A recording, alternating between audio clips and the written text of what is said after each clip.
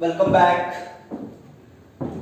I am सुचित sir और हमारा टॉपिक चल रहा है सरफेस केमिस्ट्री और उसका ये लेक्चर क्या है 3 है।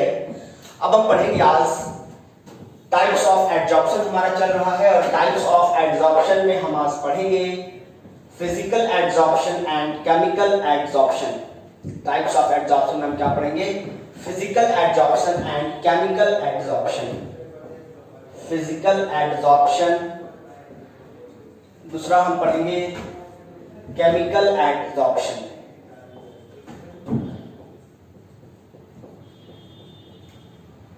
Physical adsorption and chemical adsorption, ठीक है। वो जो टाइप था उसके पहले हमने पढ़ा था जो positive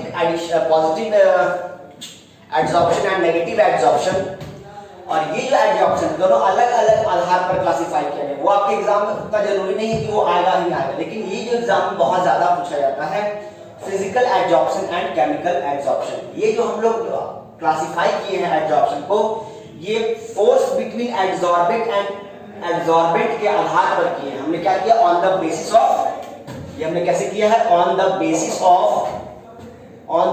of force of attraction. On the basis of force of attraction, किसके बीच का फोर्स ऑफ अट्रैक्शन? तो एडजॉर्बेंट और एडजॉर्बेंट के बीच का फोर्स ऑफ अट्रैक्शन। एडजॉर्बेंट और एडजॉर्बेंट के बीच के फोर्स ऑफ अट्रैक्शन के आधार पर हमने एडजॉर्प्शन को दो तरीके से क्लासिफाई किया है, फिजिकल एडजॉर्प्शन या केमिकल एडजॉर्प्शन। और केमिकल एडजॉर्प्शन, फिजिकल एडजॉर्प्शन को ही हम क्या कहते हैं? फिजिशॉर्प्शन कहते हैं। क्या कहते हैं? फिजिशॉर्प्शन कहते हैं। इसको हम उसी प्रकार जैसे इसको हम फिजिशॉर्प्शन कहते हैं, उसी प्रकार इसको हम केमिकल एडजॉर्प्शन को हम केमिसॉर्प्शन भी कहते हैं। क्या कहते हैं? केमिसॉर्प्शन भी कहते हैं, या इसको हम वंडरवॉल एडजॉर्प्शन भी कहते हैं। क्या कहते हैं? वंडरवॉल एडजॉर्प्शन के नाम से भी जानते हैं। ये तो इसका पॉइंट हो गया, पहला पॉइंट। इसको हम वंडरवॉल एडजॉर्प्शन के नाम से भी जानते हैं। इसको हम लैंगमियर एडजॉर्प्शन के नाम से जानते हैं। पहला पॉइंट हो गया। अब सवाल ये आता है ऐसा क्यों? एक बात पहले आप समझिए कि जो फिजिकल एडजॉर्प्शन जो होता है ये आपका क्या है? अगर मान लीजिए आपका ये एडजॉर्बेंट है और ये आपका क्या है? एडजॉर्बेट है। क्या है ये आपके एडजॉर्बेट है और ये क्या है आपका? एडजॉर्बेंट। ये सॉल्यूट, ये सॉल्वेंट, याद रखिए, ये बताया था। तो अगर एडजॉर्बेट और एडजॉर्बेंट के बीच में जो फोर्स ऑफ अट्रैक्शन है, ये जो फोर्स ऑफ अट्रैक्शन है, ये जो फोर्स ऑफ अट्रैक्शन लग रहा है, ये कैसा है? वीक फोर्स ऑफ अट्रैक्शन लग रहा है। कैसा लग रहा है? Weak van der Waals force of attraction लग रहा है। Weak van der Waals force of attraction, weak van der Waals force of attraction लगेगा अगर एडजॉर्बेट और एडजॉर्बेंट, यानी कहने का मतलब एडजॉर्बेट और एडजॉर्बेंट के बीच में जो बॉन्डिंग है, एडजॉर्बेट और एडजॉर्बेंट के पार्टिकल के बीच में जो बॉन्डिंग है वो वीक बॉन्डिंग है, तो वो क्या कहलाएगा? फिजिकल एडजॉर्प्शन कहलाएगा। लेकिन कहने का मतलब अगर ये आपका एडजॉर्बेंट है और ये आपका एडजॉर्बेट है, अगर एडजॉर्बेट और एडजॉर्बेंट के बीच में एक स्ट्रॉन्ग फोर्स ऑफ अट्रैक्शन है, कैसा है? एक स्ट्रॉन्ग फोर्स ऑफ अट्रैक्शन है, स्ट्रॉन्ग फोर्स ऑफ अट्रैक्शन है, स्ट्रॉन्ग फोर्स ऑफ अट्रैक्शन है, ठीक है। एडजॉर्बेट और एडजॉर्बेंट के बीच में एक स्ट्रॉन्ग फोर्स ऑफ अट्रैक्शन है, यानी हम कह सकते हैं केमिकल बॉन्डिंग हो गया है। क्या हो गया? दैट इज, अगर केमिकल बॉन्डिंग हो गया है किसके बीच में? केमिकल बॉन्डिंग बिटवीन एडजॉर्बेट और एडजॉर्बेंट के बीच में अगर केमिकल बॉन्डिंग हो गया है, एडजॉर्बेट एंड एडजॉर्बेंट के बीच में अगर केमिकल बॉन्डिंग हो गया है, और हम जानते हैं कि केमिकल बॉन्डिंग जो होता है वो स्ट्रॉन्ग बॉन्ड होता है, यानी कोई पूछेगा कि वंडरवॉल और जो केमिकल बॉन्डिंग जो होता है, केमिकल बॉन्डिंग जो होता है वो स्ट्रॉन्गर होता है एज कंपैरिजन टू वंडरवॉल के। वंडरवॉल दुनिया का सबसे कमजोर फोर्स ऑफ अट्रैक्शन होता है, ठीक है। और केमिकल बॉन्डिंग हम आपको पढ़ाए हैं 3 तरह का होता है। कौन कौन सा होता है भाई? 3 तरह का। तो एक होता है आपके पास ionic bond, covalent bond and coordinate bond. कहां आयनिक बॉन्ड, कहां कोवेलेंट बॉन्ड, कहां कोऑर्डिनेट बॉन्ड और कहां वंडरवॉल फोर्स। एक कल जो बच्चा पैदा हुआ है वो भी अगर ठोक देगा तो जिससे वंडरवॉल फोर्स टूट जाता है, इतना कमजोर होता है। इसका बॉन्ड एंथैल्पी अगर 4 किलो जूल पर मोल है तो इसका बॉन्ड स्ट्रेंथ 40 किलो जूल पर मोल है, 400 किलो जूल पर मोल है। 10 टाइम्स 100 टाइम्स तक स्ट्रॉन्गर होता है chemical bond as comparison to van der Waals force के। तो अगर एडजॉर्बेट और एडजॉर्बेंट के बीच में एक मामूली फोर्स ऑफ अट्रैक्शन, एक वीक फोर्स ऑफ अट्रैक्शन है, तो उसको हम क्या कहते हैं? फिजिकल एडजॉर्प्शन कहते हैं। क्योंकि यहाँ पे एक वंडरवॉल फोर्स ऑफ अट्रैक्शन लग रहा है, इसको वंडरवॉल ने रीड किया, स्टडी किया, इसी के ऑनर में इसका नाम हमने वंडरवॉल एडजॉर्प्शन रखा। लेकिन यहां अगर आपका एड्सॉर्बेट और एड्सॉर्बेंट के बीच में, एड्सॉर्बेट के बीच में, ये मोटा से दिखा रहा हूं मैं और इसको मैं पतला से दिखाया हूं, तो अगर एड्सॉर्बेट और एड्सॉर्बेंट के बीच में जो बॉन्डिंग है वो वीक है, ये कैसा बॉन्डिंग हो रहा है, वीक बॉन्डिंग हो रहा है। और अगर एड्सॉर्बेट और एड्सॉर्बेंट के बीच में, अगर एड्सॉर्बेट और एड्सॉर्बेंट के बीच में स्ट्रॉन्ग बॉन्डिंग है, कैसा बॉन्डिंग है, स्ट्रॉन्ग बॉन्डिंग अगर है, बहुत स्ट्रॉन्ग, वेरी स्ट्रॉन्ग बॉन्ड से अगर बंध गया, केमिकल बॉन्डिंग हो गया, तो उसको हम केमिकल बॉन्ड हो गया तो उसको हम क्या बोलेंगे, केमिकल एडसॉर्प्शन। अगर केमिकल बॉन्डिंग है तो केमिकल एडसॉर्प्शन, अगर एक वीक फोर्स ऑफ अट्रैक्शन है तो फिजिकल एडसॉर्प्शन, जिसको हम क्या करेंगे, सिंपली कपड़ा से या फूट देंगे या कपड़ा से पोंछ देंगे, सिंपली तो ये क्या हो जाएगा, हट जाएगा, रिमूव हो जाएगा। यानी यहाँ पर डिसॉर्प्शन करना इजी है, और जब इसको डिसॉर्प्शन करेंगे तो यहाँ पे क्या होगा, फिर से हमको पहले की तरह सरफेस मिल जाएगा। यानी हम कह सकते हैं कि यहाँ रिवर्सिबल एडसॉर्प्शन हो रहा है, जबकि यहाँ अगर इसको हम हटाएंगे तो ये सरफेस को कबाड़ते हुए, सरफेस को डैमेज करते हुए उभरेगा। यानी हम इसको कह सकते हैं ये इरिवर्सिबल एडसॉर्प्शन है। अभी तक हमने कितने तरह के एडसॉर्प्शन पढ़े, एक पढ़ा रिवर्सिबल, इरिवर्सिबल, पॉजिटिव, नेगेटिव, उसके बाद फिजी एंड केमी। तो अभी हम जो पढ़ रहे हैं फिजी एंड केमी, ये काफी इंपॉर्टेंट है 3 मार्क्स के लिए, ठीक है। तो मैंने बताया कि फिजिकल एडसॉर्प्शन को फिजिकल एडसॉर्प्शन क्यों कहते हैं, क्योंकि यहाँ पर एड्सॉर्बेट और एड्सॉर्बेंट के बीच में एक वीक वंडरवाल फोर्स ऑफ वंडर, वीएन होता है, वीएन नहीं, weak van der Waals force of attraction act करता है, जिससे इसको हटाने पर एक सरफेस हमको फिर से पहले की तरह प्राप्त हो जाता है। यानी इसको हम रिवर्सिबल एडसॉर्प्शन कहते हैं। वंडरवाल फोर्स लगता है जो कि बहुत कमजोर फोर्स ऑफ अट्रैक्शन होता है। यहाँ पर केमिकल एडसॉर्प्शन में क्या होता है, एड्सॉर्बेट और एड्सॉर्बेंट के बीच में एक फोर्स ऑफ अट्रैक्शन, एक स्ट्रॉन्ग फोर्स ऑफ अट्रैक्शन, एक केमिकल बॉन्डिंग से दोनों दूसरे के साथ बंध जाते हैं। जैसे यहाँ पर केमिकल रिएक्शन हो जाता है, जैसे आयरन और ऑक्सीजन के बीच का बॉन्डिंग हो गया, इस तरह से। अब गोल्ड और सिल्वर के बीच का हो गया, सॉरी ऑक्सीजन और सिल्वर के बीच का हो गया, ऑक्सीजन और गोल्ड के बीच का हो गया, ऑक्सीजन और प्लैटिनम के बीच का हो गया। इस तरह का जो बॉन्डिंग होता है, मेटल नॉन मेटल के बीच का जो बॉन्डिंग हो जाता है, तो ये स्ट्रॉन्ग बॉन्ड हो जाता है। जैसे अगर आप चेन पहने हुए गोल्ड का, उसके ऊपर धीरे धीरे हवा बैठता जाता है तो क्या होता है, ऑक्साइड का एक लेयर बना देता है, जिससे गोल्ड का जो ऑर्नामेंट्स होता है या चांदी का जो ऑर्नामेंट्स होता है सिल्वर का, वो क्या हो जाता है, टार्निश हो जाता है। टार्निश मतलब मलिन हो जाता है, गंदा हो जाता है। फिर उसको हम गोल्ड स्मिथ के पास ले जाके एसिड से रगड़ता है जब उसको, तो फिर क्या होता है, शाइनिंग आता है उसमें फिर से। तो कहने का मतलब उसको आप फूट के या पोंछ के हटा नहीं सकते, कपड़ा या सारा साबुन से लेकर पोंछ के हटा नहीं सकते हैं। जब गोल्ड अगर गंदा हो जाता है, सिल्वर अगर गंदा हो जाता है, प्लैटिनम अगर गंदा हो जाता है, आयरन अगर गंदा हो जाता है, उसको आप कपड़ा से पोंछ के नहीं हटा सकते हैं। उसको ऑक्सीजन के साथ, मेटल के साथ, मेटल और नॉन मेटल के बीच में रिएक्शन हो जाता है, जिससे स्ट्रॉन्ग बॉन्ड बन जाता है। तो कहने का मतलब केमिकल एडसॉर्प्शन, फिजिकल एडसॉर्प्शन। अब एक बात यहां से आपको समझना पड़ेगा, स्ट्रॉन्ग बॉन्ड किसमें बन रहा है, एड्सॉर्बेट और एड्सॉर्बेंट के बीच में स्ट्रॉन्ग बॉन्ड किसमें बन रहा है, तो ऑफ कोर्स है कि इसमें बन रहा है। अब आप जानते हैं कि जितना स्ट्रॉन्ग बॉन्ड, जब दो एटम आपस में कंबाइन करके एक मॉलिक्यूल का फॉर्मेशन करते हैं, तो जितना स्ट्रॉन्ग बॉन्ड बनेगा उतना ज्यादा अमाउंट ऑफ एनर्जी लिबरेट होता है।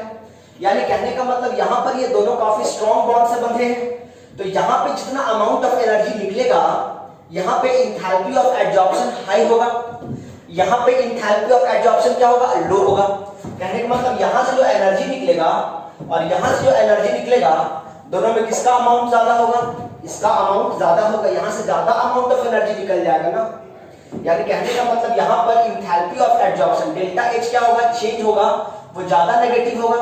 वैसे डेल्टा एच यहाँ भी नेगेटिव होगा, ठीक है, डेल्टा एच यहाँ भी नेगेटिव होगा, लेकिन ज्यादा नेगेटिव कहाँ पे होगा, यहाँ पे, क्योंकि यहाँ से ज्यादा हीट एनर्जी, यहाँ से ज्यादा एनर्जी लिबरेट हो रहा है। क्यों, क्योंकि जब बॉन्ड स्ट्रॉन्ग बनता है, क्योंकि बॉन्ड स्ट्रॉन्ग बनेगा तो एनर्जी ज्यादा लिबरेट होता है। जब दो एटम आपस में कंबाइन करके जब एक मॉलिक्यूल का फॉर्मेशन करते हैं तो एनर्जी लिबरेट होता है, और स्ट्रॉन्ग बॉन्ड बनाएंगे तो एनर्जी ज्यादा लिबरेट होगा, कमजोर बॉन्ड बनाएंगे तो एनर्जी कम लिबरेट होगा। यानी ये चूंकि स्ट्रॉन्ग बॉन्ड बन रहा है, इसीलिए एनर्जी यहाँ पर ज्यादा लिबरेट हो रहा है। तो हम इसको बोलेंगे कि यहाँ पर इंथैल्पी ऑफ एडसॉर्प्शन हाई होता है, और यहाँ पर इंथैल्पी ऑफ एडसॉर्प्शन क्या होता है, लो होता है। तो एक पॉइंट ये हो गया। दूसरा पॉइंट लिख लीजिएगा, पहला पॉइंट तो ये हो गया भाई। दूसरा पॉइंट इंथैल्पी ऑफ एडसॉर्प्शन, यहाँ पे क्या लिखेंगे, enthalpy of adsorption is low, enthalpy of adsorption is low. और यहाँ पे क्या लिखेंगे, enthalpy of adsorption, enthalpy of adsorption is high. फिर क्या लिख लेंगे, enthalpy of adsorption is high लिख लेंगे। लिखिए, सेकंड पॉइंट हो गया। इसके बाद हम आगे बात करेंगे चलिए यहां पे 20 से 40 किलो जूल पर मोल के आसपास हीट कंटेंट रिलीज होता है, जबकि यहाँ पे 50 से लेकर के 500 किलो जूल पर मोल तक एनर्जी लिबरेट होता है। यहाँ 50 से 500 किलो जूल पर मोल तक का एनर्जी लूज होता है, मतलब 500 किलो जूल एनर्जी भी रिलीज कर देता है, जबकि यहाँ पे मैक्सिमम 40 किलो जूल ही एनर्जी रिलीज करता है। तो इसके कंपैरिजन में तो कुछ भी नहीं है ना, इसलिए हमने बोला enthalpy of adsorption is low while enthalpy of adsorption is high because bond is stronger, and जितना ज्यादा बॉन्ड स्ट्रॉन्ग रहेगा एनर्जी उतना ज्यादा लिबरेट होता है। ठीक है, इसके बाद हम बात करेंगे, चलिए 3 पॉइंट तो हो गया।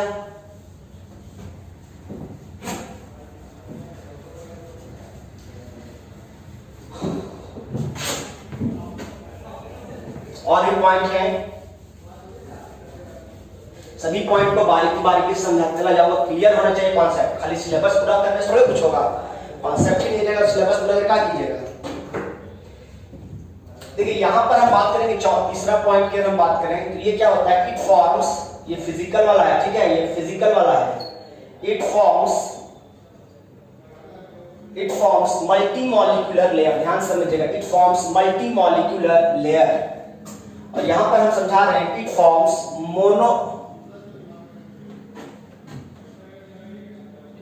Unimolecular layer, it forms unimolecular layer. इस पॉइंट का क्या मतलब है ध्यान समझिए, बहुत ही इजी है, बस समझ का फेर है। यहां पर बताइएगा मेरे को, यहां पर अगर आपका एडजॉर्बेंट है तो ये एडजॉर्बेंट है, जिसके ऊपर आके धूल पार्टिकल बैठ गया, गैसेस पार्टिकल आके बैठ गया, ठीक है।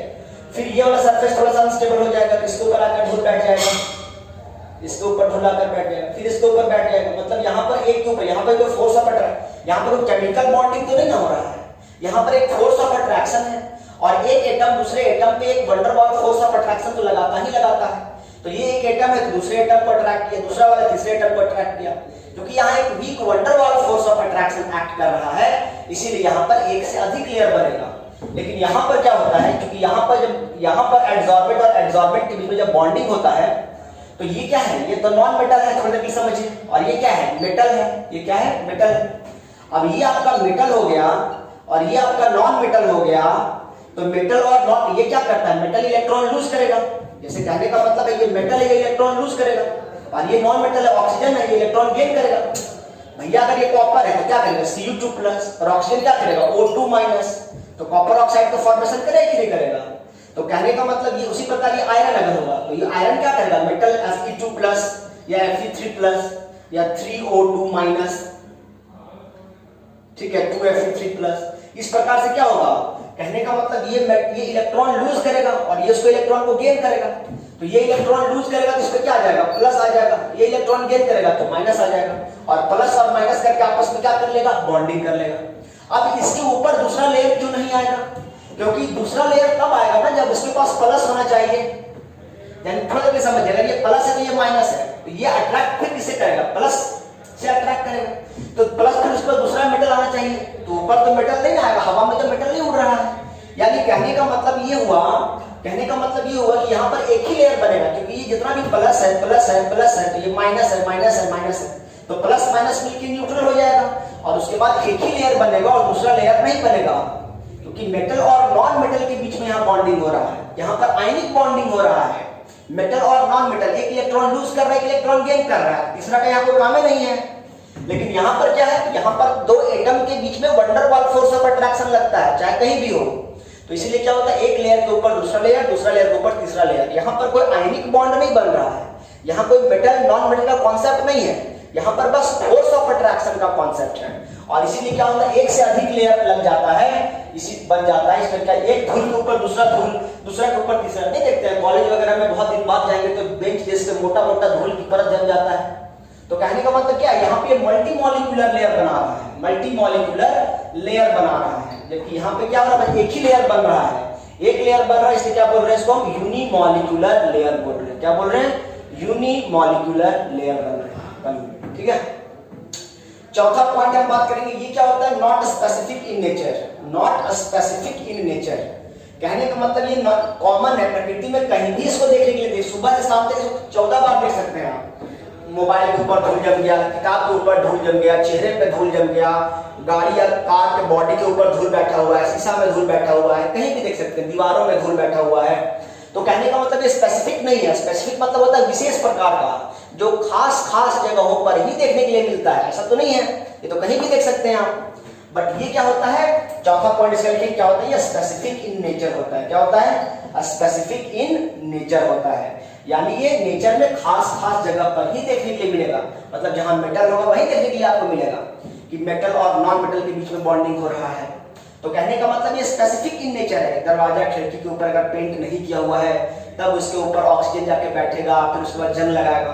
तो ये खास खास जगहों पे देखने के लिए मिलता है, हर जगह पर कॉमनली आपको देखने के लिए नहीं मिलता है, इसीलिए हम इसको बोलते हैं कि स्पेसिफिक है, विशेष प्रकार का है और ये खास खास जगहों पर ही देखने के लिए मिलता है। स्पेसिफिक है, स्पेशल टाइप है, बट ये नॉट स्पेशल, ये कॉमन है, ठीक है। और अब क्या बता सकते हैं, उसके बाद इसको करवाने के लिए, इसके लिए no need of activation energy, no need of high activation, इसके लिए नो नीड ऑफ, इसको करवाने के लिए एक्टिवेशन एनर्जी देने की जरूरत नहीं है।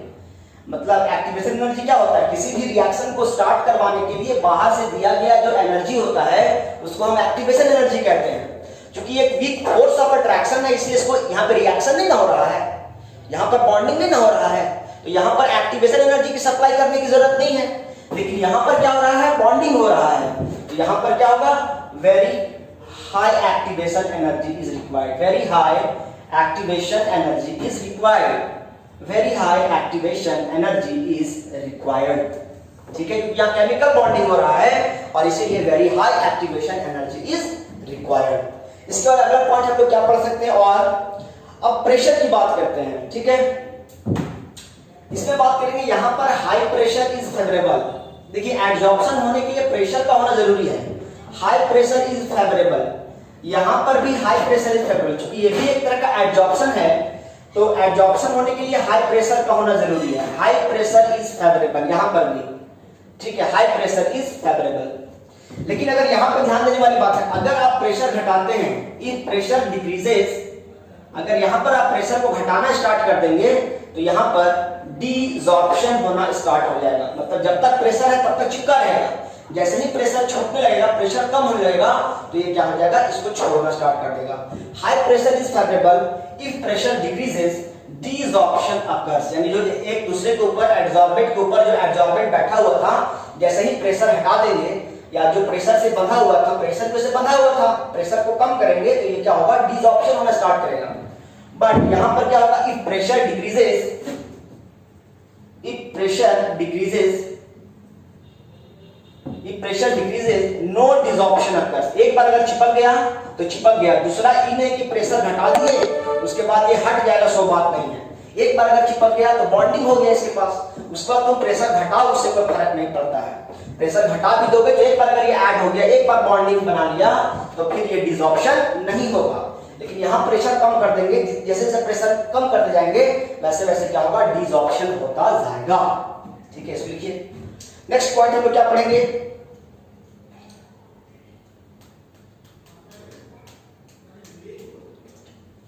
ये जो होता है usually takes place at low temperature. इसके लिए क्या होता है, लो टेम्परेचर इज फेवरेबल। क्या होता है, लो टेम्परेचर इज फेवरेबल, जितना टेम्परेचर लो रहेगा उतना अच्छा ये काम करेगा। इसके लिए क्या होता है, हाई टेम्परेचर इज फेवरेबल। क्या होता है, हाई टेम्परेचर इज फेवरेबल। अभी ये जो पॉइंट आपको समझ में नहीं आया, लो टेम्परेचर हाई टेम्परेचर, अभी इसको हम पढ़ाने जा रहे हैं, अभी पढ़ाएंगे फ्रेंडलिक एडजॉर्प्शन आइसोथर्म, वहां पर आपका ये कॉन्सेप्ट क्लियर होगा, इसी को अभी हम समझाने जा रहे हैं, ठीक है। या फिर इसके लिए क्यों लो टेम्परेचर की आवश्यकता है, इसके लिए क्यों हाई टेम्परेचर की आवश्यकता है, इसके ठीक अगला वीडियो जो भी आपको आएगा उसमें मैं आपको समझाऊंगा कि लो टेम्परेचर, हाई टेम्परेचर और प्रेशर और टेम्परेचर का क्या रिलेशन है, एडजॉर्प्शन को टेम्परेचर और प्रेशर कैसे प्रभावित करते हैं। हमारा अगला टॉपिक यही है, जिसको हम फ्रेंडलिक एडजॉर्प्शन आइसोथर्म के नाम से अगला वीडियो आपको आएगा, उसमें आप उसको देखेंगे, ठीक है। तो अभी क्लास यही रखते हैं। इसके बाद अच्छा कुछ और बता देते, थोड़ा सा एग्जांपल देते हैं। इसका एग्जांपल देखिए, फिजिकल एडजॉर्प्शन का एग्जांपल आप कहां देख सकते हैं, ठीक है। इसका एग्जांपल देखते हैं जरा। देखिए कभी आप गैस मास्क के तौर पर यूज करते हैं। पता है कभी कभी जैसे अभी हम लोग मास्क नॉर्मली यूज कर रहे हैं, बट एक समय ऐसा था, एक समय और था, ऐसा नहीं है कि आज पहली बार दुनिया में वायरस फैल रहा है, इसके पहले और भी कई कई प्रॉब्लम्स आते रहे हैं। ठीक है, तो पहले जो लोग मास्क पहनते थे या फिर जो मास्क होते हैं चारकोल वाला मास्क होता है। जैसे अगर मान लीजिए कोल माइंस में आप जा रहे हैं, कोयले के खदानों में जा रहे हैं, तो वहां पर जो आप मास्क पहनेंगे वो ये नॉर्मल मास्क नहीं पहनेंगे। ये नॉर्मल मास्क क्या करता है, ये उस जो डस्ट हवा में जो छोटे छोटे कोयले के कण मौजूद हैं वो अपने आप को नहीं रोक पाएंगे, कपड़े वाले मास्क उसको नहीं रोक पाएंगे और आपके हवा के साथ मिलकर आपके अंदर प्रवेश कर जाएगा वो कोयला का छोटा छोटा कण। तो हम लोग क्या करेंगे, हम यहाँ पे मास्क पहनते हैं, वो मास्क वो रहता है, वो एक्टिवेटेड चारकोल रहता है। कहने का मतलब जो आपका मास्क रहेगा, जो मास्क रहेगा वहां पर क्या होता है, एक्टिवेटेड चारकोल लगा होता है। ठीक है, चारकोल लगा होता है। चारकोल ये होता है एक बहुत अच्छा एड्सॉर्बेंट होता है। चारकोल क्या होता है, एक बहुत अच्छा एड्सॉर्बेंट होता है। तो चारकोल ये होता है बहुत अच्छा एड्सॉर्बेंट होता है, जो बहुत अच्छा एड्सॉर्बेंट होने के कारण क्या करेगा, हवा में जो धूल कण मौजूद है उसको अपने अंदर चिपका लेगा। यहीं पर ये क्या करेगा, चिपका लेगा और अंदर से शुद्ध हवा को जाने देगा। और इस प्रकार से ये जो चारकोल है ये धूल कणों को यहीं पर रोक लेगा और अंदर से साफ हवा जाएगा और फिर आपके लंग्स को या आपके बॉडी के अंदर वो गंदगी प्रवेश नहीं कर पाएगा। तो गैस मास्क जो हम यूज करेंगे, एक्टिवेटेड चारकोल वाला जो गैस मास्क यूज करेंगे, वो एक बेस्ट एग्जांपल है फिजिकल एडजॉर्प्शन का। दूसरा आपने पढ़ा होगा फेस वॉश। आपने टीवी पे ऐड देखा होगा, क्या आपके फेस वॉश में चारकोल है? तो आपने सुना है ना आपने, क्या टूथपेस्ट में नमक है? बिल्कुल वैसे ही आता है, क्या आपके फेस वॉश में चारकोल है? तो चारकोल का आखिर इतना इंपॉर्टेंट रोल क्यों है? क्योंकि हमने आपको बताया हुआ है कि चारकोल जो होता है बहुत अच्छा एड्सॉर्बेंट होता है। चारकोल क्या होता है, बहुत अच्छा एड्सॉर्बेंट होता है। ठीक है, वो क्या करता है, आपके चेहरे में जो गंदगी है, जो बाहर आप रोड तरफ निकले तो रोड सड़कों पर जब आप निकलते हैं तो वातावरण में बहुत धूल कण मौजूद है, तो ये धूल कण आपके चेहरे में आकर चिपक जाते हैं और जब इसको साबुन से आप धोते हैं तो साबुन में इतनी क्षमता नहीं है कि वो आपकी त्वचा में चिपकी हुई, जोर से चिपकी हुई गंदगी को बाहर निकाल सके। इसीलिए क्या होता है कि वो आप कितना भी साबुन से रगड़ दें वो चेहरा साफ नहीं हो पाता है प्रॉपरली।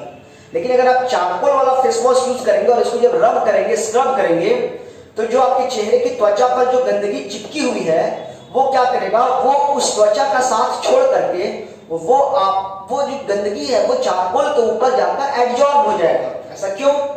क्योंकि वो जो चारकोल है वो आपकी त्वचा के कंपैरेटिवली वो ज्यादा अच्छा एब्जॉर्बेंट है उस गंदगी के लिए। तो वो गंदगी क्या करेगा, स्किन का साथ छोड़ देगा और चारकोल के ऊपर एब्जॉर्ब हो जाएगा थोड़ी देर में, जैसे रगड़ रहे हैं आप। उसके बाद जैसे ही पानी मारेंगे तो चारकोल के साथ सारा गंदगी झड़ जाता है और इस प्रकार सारा जो गंदगी है, मैल है, वो आपके त्वचा को छोड़कर चारकोल के साथ पानी से होते हुए बाहर निकल जाता है। लेकिन ये नहीं कि चारकोल से मास्टर बोल दिया आप 4 बार दिन भर चारकोल रगड़ रहे हैं, ऐसा नहीं, उससे स्किन खराब हो सकता है। तो सप्ताह में 2 या 3 बार आपको चारकोल वाला फेस वॉश यूज करना चाहिए, क्योंकि उसमें चारकोल होता है, उसमें लिखा रहता है विद एक्टिवेटेड चारकोल फॉर्मूला। आगे बताएंगे चारकोल और एक्टिवेटेड चारकोल में एक्टिवेटेड चारकोल जो होता है वो ज्यादा अच्छा होता है। ठीक है, तो इट फॉर्म्स क्या बता रहे थे, चारकोल बता रहे थे, यानी कहने का मतलब चारकोल। उसी तरह से silica gel, alumina gel, clay, these are the examples of best adsorbents. ठीक है, एक्टिवेटेड चारकोल, एक्टिवेटेड चारकोल, उसके बाद एक्टिवेटेड चारकोल मतलब गरम चारकोल, थोड़ा सा गरम या फिर जला हुआ कोयला। ठीक है, कोयला को जला के बाद बुझा देते हैं, जब हम लोग कोयला को जला के उसके बाद बुझा दिए, आधा जला वो बुझा दिए, उसको हम बोलते हैं एक्टिवेटेड चारकोल।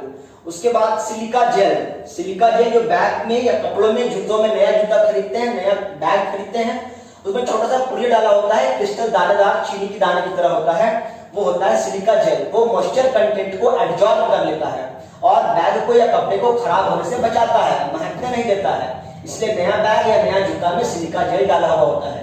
ठीक है, ये मॉइस्चर कंटेंट नमी को एब्जॉर्ब करके और उसको बैग को मॉइस्चर फ्री या मॉइस्चर कंटेंट फ्री करता है। उसी प्रकार एल्यूमिना जेल, अभी मैं क्या बता रहा हूं आपको, बेस्ट एडसॉर्बेंट बता रहा हूं। उसके बाद क्या बता रहा है, clay. These are the example of best adsorbent का एग्जांपल है ये सब। ठीक है, बेस्ट एडसॉर्बेंट के एग्जांपल हैं activated charcoal, silica gel, alumina gel, clay. Clay मतलब कंकरीला पत्थर, पथरीली मिट्टी, जिसे क्रशर से पत्थर टूटने के दौरान जो मिट्टी निकलता है उसमें झड़ता है डस्ट, उसको हम क्ले कह रहे हैं। या लाल वाला जो मोरम होता है जिसको हम लोग जमीन में डालते हैं, जहां पानी जम जाता है, कीचड़ हो जाता है, वहां पर हम लोग क्या करते हैं, मोरम डाल देते हैं। तो मोरम डालने से कीचड़ नहीं होता है दुकान के सामने या घर के सामने, क्योंकि मोरम जो होता है एक सरफेस प्रोवाइड करता है, एक एब्जॉर्बेंट की तरह बिहेव करता है और पानी के सरफेस, पानी को एक सरफेस प्रोवाइड करता है, जिससे जितने भी पानी होते हैं सब उस पर चिपक कर रह जाते हैं और कीचड़ बनने से रुक जाता है। तो क्ले का कौन सा क्वेश्चन आ गया, aluminium, silica gel, activated charcoal, these are the best example of best absorbent. ठीक है, तो हमने आपको बताया था फिजिकल एब्जॉर्प्शन का एग्जांपल आप गैस मास्क के तौर पर यूज कर सकते हैं। इसका केमिकल का एग्जांपल क्या दे सकते हैं, डाइज। अच्छा चलो दूसरा क्या बता रहे थे, अभी हम देखते हैं दूसरा चीज बताते हैं। केमिकल एब्जॉर्प्शन को आप बहुत जगह देख सकते हैं। जैसे आप केमिकल एब्जॉर्प्शन देखना चाहते हैं तो हमने आपको बताया अभी कि ऑक्सीजन जो है वो आयरन के टुकड़े के ऊपर, ठीक है, आयरन है Fe है, गोल्ड के ऊपर, सिल्वर के ऊपर, प्लैटिनम के ऊपर। वैसे तो गोल्ड, सिल्वर, प्लैटिनम ये सब नोबल मेटल है, इनर्ट है, लेकिन क्या करता है इसके साथ रिएक्शन कर कोरोजन नहीं होगा। लेकिन अगर सोने का गहना है, चांदी का गहना है, उसके ऊपर ऑक्सीजन एक लेयर बना देता है, ऑक्साइड का फॉर्मेशन करता है और ऑक्साइड का फॉर्मेशन होने की वजह से चांदी की चमक, पायल की चमक, जो सोने की चमक होती है वो टार्निश हो जाता है, मलिन हो जाता है, गंदा हो जाता है। तो जो उसकी जो नेचुरल चमक है वो बंद हो जाता है हवा में बार-बार बहुत दिन तक पहने रहने से। तो फिर उसको गोल्ड स्मिथ के पास चमकाते हैं।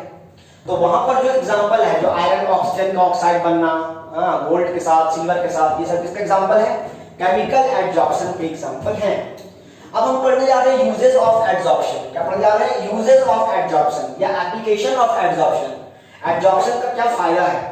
तो पहला एग्जांपल बताया ना कि अगर आप कोल माइंस में इंजीनियर हैं, लेबर हैं, तो वहां पे धूल कण को रोकने से आपको क्या करना पड़ेगा, आपको एक चारकोल वाला मास्क पहनना पड़ेगा। जिससे क्या होगा, ये जो क्या करेगा, गंदगी को, जो भी अवांछनीय पदार्थ है जो आपके शरीर को नहीं चाहिए, वो ये चारकोल यही चिपका लेगा और सिर्फ शुद्ध हवा को अंदर जाने देगा।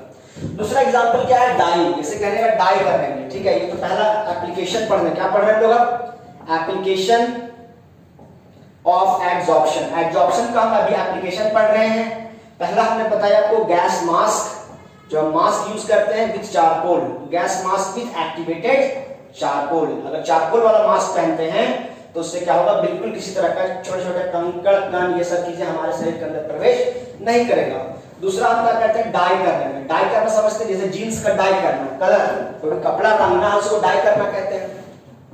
मान लीजिए कि हमको जीन्स में कलर करना, डाई करना है, तो हमने क्या प्लान बनाया कि हमको जीन्स एकदम डीप कलर में तैयार करना है। लेकिन जैसे ही हमने क्या किया, डाई एक तरह कलर होता है, इसको हमने पानी में घोल दिया, केमिकल में घोल दिया। अब क्या करना, बाद में कोई इंस्ट्रक्शन है नहीं, हमको डीप कलर का जीन्स नहीं बनाना है, लाइट कलर का जीन्स बनाना है। यानी जो हमने डाई डाला है पानी में, उसको क्या करना पड़ेगा, अब फीका करना पड़ेगा, कंसंट्रेट उसको डाइल्यूट करना पड़ेगा, तब ना डीप से जाकर के लाइट कलर में जीन्स बनेगा। लाइट ब्लू बनाना है जीन्स, डीप ब्लू नहीं बनाना है। तो लाइट ब्लू, अब पहले बोला कि डीप ब्लू बनाना है, अब बोल रहा है कि लाइट ब्लू बनाना है। अब क्या करें भाई, अब उसमें हमको पानी डालना पड़ेगा, तब ना जाके डाइल्यूट होगा। लेकिन पानी डालने से क्या होगा, वेस्टेज हो जाएगा मटेरियल मेरा। मान लीजिए हमको 14 को जीन्स को कलर करना है, तो हम 50 जीन्स के बराबर कंटेंट क्यों तैयार करें, मटेरियल वेस्ट होगा ना। तो हम लोग क्या करेंगे, ज्यादा अगर हो गया तो हम लोग क्या करेंगे, एक होता है एनिमल चारकोल, यानी जानवरों की हड्डियों को जलाने के बाद उसको बुझा दीजिएगा तो वो बनता है एनिमल चारकोल। और उस एनिमल चारकोल को जिस कंटेनर में आपने डाई घोला हुआ है पानी के साथ, उसमें धीरे धीरे करके इसको चलाएंगे, जैसे घुमाएंगे या छोड़ देंगे रख के, तो थोड़ी देर के बाद क्या देखेंगे कि जो भी डाई था वो इस एनिमल चारकोल के ऊपर जाकर चिपक गया है। Because charcoal is one of the best absorbent. तो डाइस क्या करेगा, पानी का साथ छोड़ करके इस चारकोल के ऊपर जाकर एब्जॉर्ब होना स्टार्ट कर देगा। और थोड़ी देर के बाद जो डाइस पानी में घुला हुआ था वो पानी को छोड़ करके वो इसके ऊपर आकर चिपक जाएगा सारा का सारा डाइस। अब हम क्या करेंगे, इसको चारकोल से कांच के इसको अलग कर देंगे और इस प्रकार क्या होगा, जितना हमको जरूरत है उसको उतना डाई डालेंगे और जितना हमको जरूरत नहीं है फिर उसको हम रख लेंगे, बाद में उसको यूटिलाइज करेंगे। या फिर ये सब्जी में नमक ज्यादा हो जाता है तो हम लोग क्या करते हैं, आलू को बॉईल करके डाल देते हैं। वो आलू क्या करता है, एक एब्जॉर्बेंट की तरह काम करता है। सब्जी में जो नमक ज्यादा हो गया था वो नमक को अपनी तरफ एब्जॉर्ब कर लेता है, एक सरफेस प्रोवाइड करता है। और नमक जो सब्जी में ज्यादा था उसको अपने सरफेस पर जाके बिठा लेता है, जिससे आलू भी खाने योग्य हो जाता है और वो भी सब्जी में जो नमक ज्यादा था वो कम हो जाता है। तो इस तरह से हम क्या कर सकते हैं, डाइंग यानी कपड़ा कलर करने में भी इसका इस्तेमाल हम लोग करते हैं। और इसका बहुत जगह पे इस्तेमाल आप देख सकते हैं, जैसे कि आप अगर कहीं मान लीजिए वातावरण है, प्रोड्यूसिंग ऑफ हाई वैक्यूम, अगर वैक्यूम क्रिएट करना है, प्रोडक्शन ऑफ वैक्यूम, इसी इलाके में हमको वैक्यूम क्रिएट करना है, मतलब अगर बोतल के अंदर हमको वैक्यूम क्रिएट करना है, जैसे बोतल के अंदर हवा होता है, अगर हम चाहते हैं कि इसके अंदर सारा हवा हम निकाल दें तो मुंह से खींचना पड़ेगा, लेकिन उससे भी सारा हवा नहीं निकलेगा।